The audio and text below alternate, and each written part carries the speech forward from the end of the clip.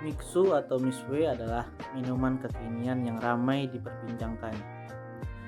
Saat itu tahun 2020, yang mana Mixu berhasil menerobos pasar Indonesia dengan cepat dan menjamur di wilayah Indonesia.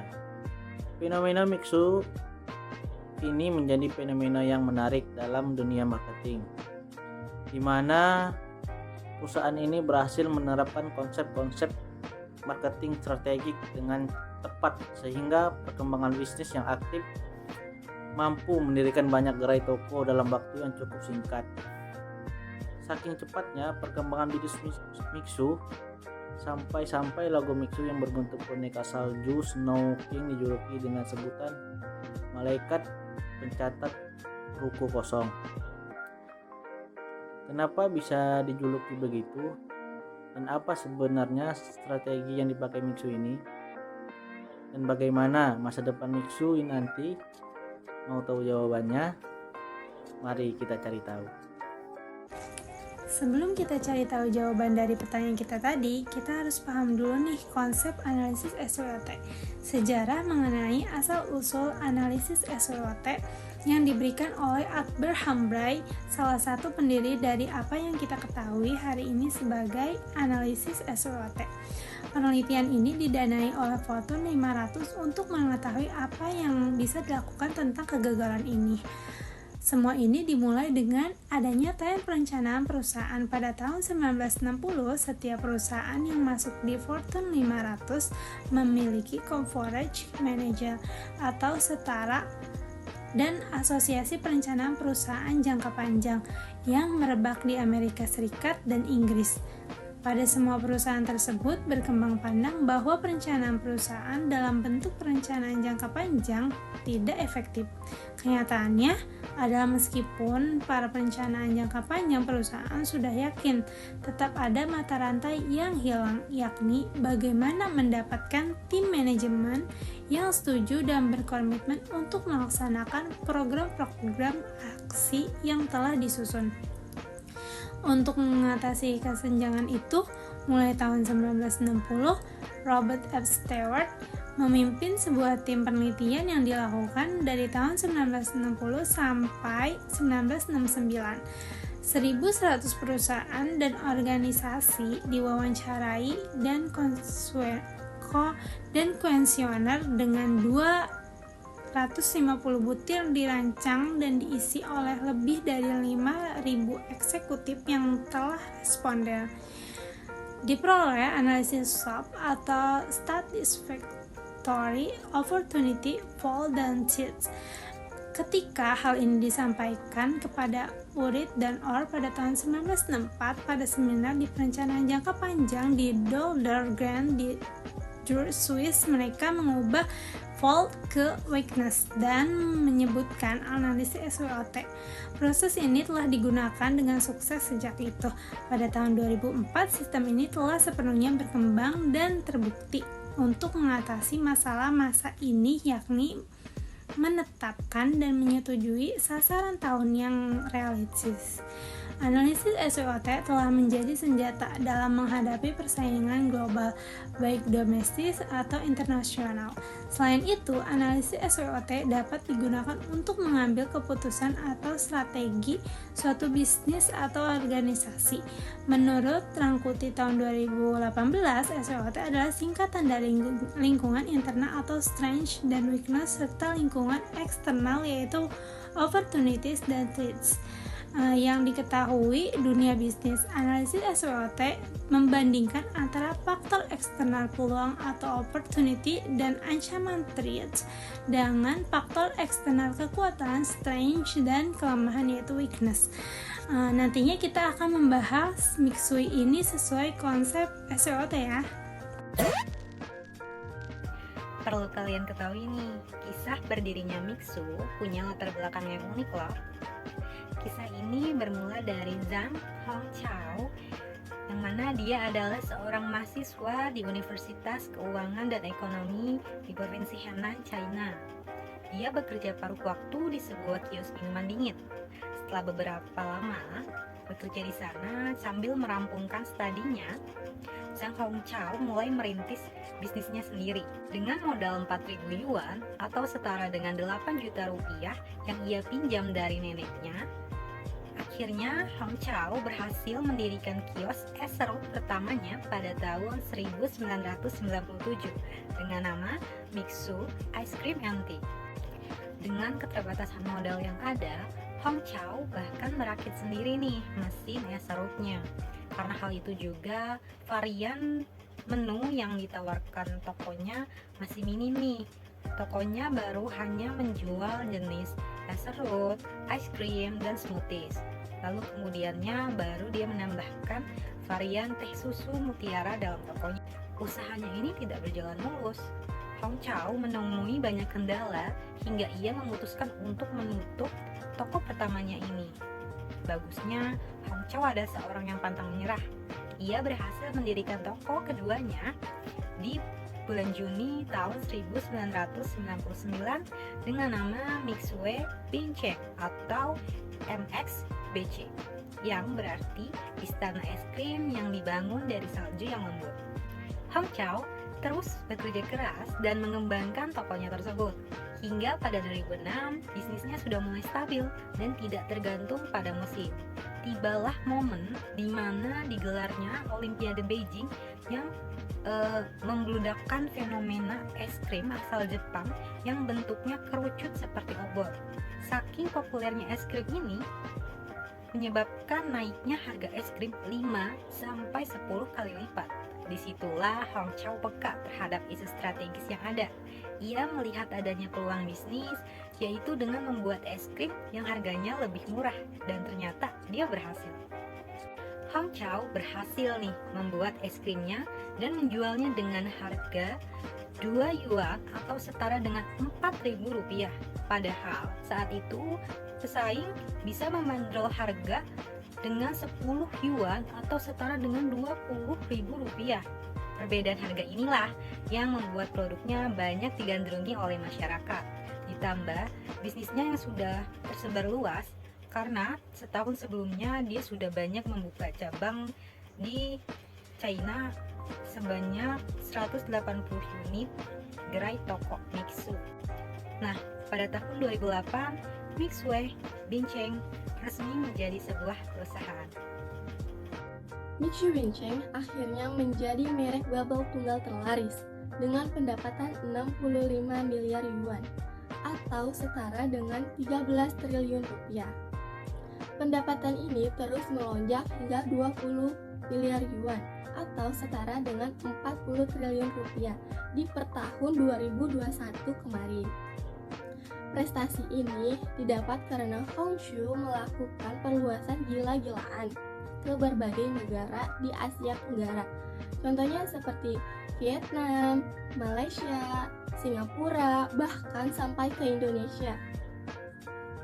Pantas saja Hongqiao melirik pasar Indonesia yang terbesar di Asia Tenggara. Nilai pasarnya diperkirakan mencapai 1,6 miliar US dollar atau setara dengan 43,7% dari total nilai pasar boba terbesar di Asia Tenggara.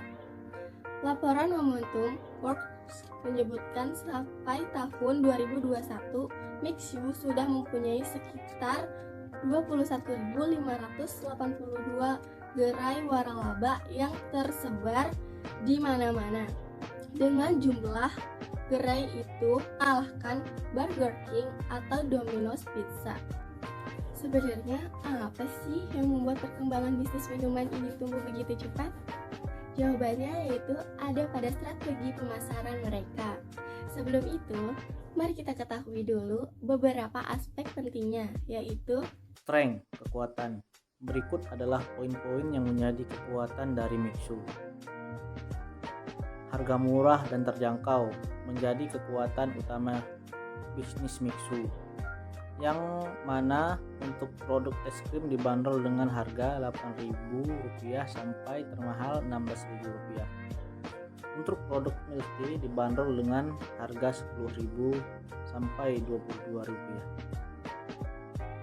Desain interior gerar yang menarik, desain interior yang estetik dapat menjadi kekuatan yang menarik perhatian konsumen untuk datang dan menikmati suasana resto yang begitu nyaman.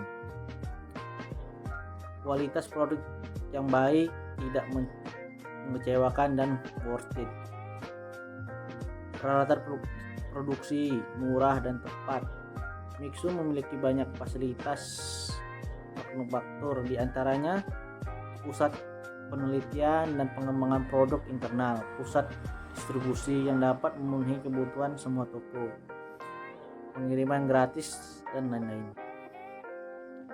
Servis yang baik yang selalu diberikan kepada customer, pelayanan yang diberikan selalu memuaskan, mereka yang melayani dengan siap dan ramah, bersahabat pada konsumen dalam kondisi apapun. Banyaknya varian menu es krim, teh, dan smoothies yang ditawarkan konsumen. Konsumen tidak pernah bosan jika membeli es krim dan teh Mixu, karena kita bisa merasakan bermacam-macam rasa yang belum pernah kita coba. Khusus untuk para pebisnis, syarat untuk sistem franchise sangat mudah. Biaya franchise Mixu adalah 37.000 yuan atau setara 808 juta.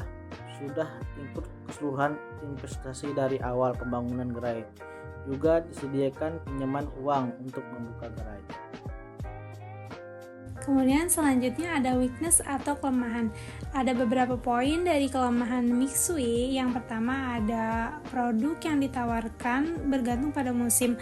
Salah satu penyebab gerai pertama Mixue di Cina tutup karena brand ini tergantung pada musim ya, lebih banyak dikonsumsi ketika musim panas. Sementara kalau musim dingin atau penghujan itu dia sepi.